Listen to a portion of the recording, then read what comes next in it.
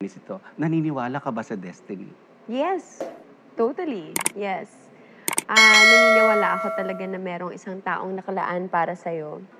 Naniniwala rin ako na you're destined na pagdaanan yung mga dapat mong pagdaanan to make you stronger and to prepare you Mhm.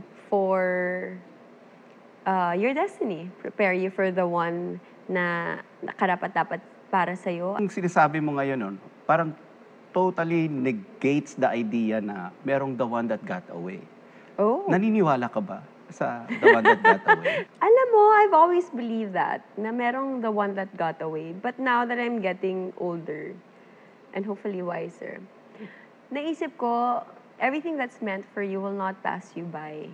So dapat walang the one that got away kung naniniwala ka sa destiny. Kababalik lang ni Bea mula sa Madrid kung saan kasama niya ang kanyang fiancé na si Dominic Roque.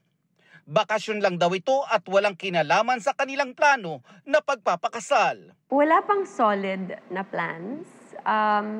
But yeah, we're talking about it, obviously, because we're already engaged. Definitely, it will be next year. Pero wala pang date, wala pang details, nothing yet. Ina-enjoy pa namin tong... Naks, may pa-shot pa. Ina-enjoy pa namin tong moment na to. Birthday bukas ni Bea. At ano naman kaya ang wish ng isang Bea Alonzo? Wala na kasi ako mahiling pa eh. Masaya-masaya na ako sa buhay ko. I mean, sana magtuloy-tuloy pa yung magandang experience ko working here in GMA.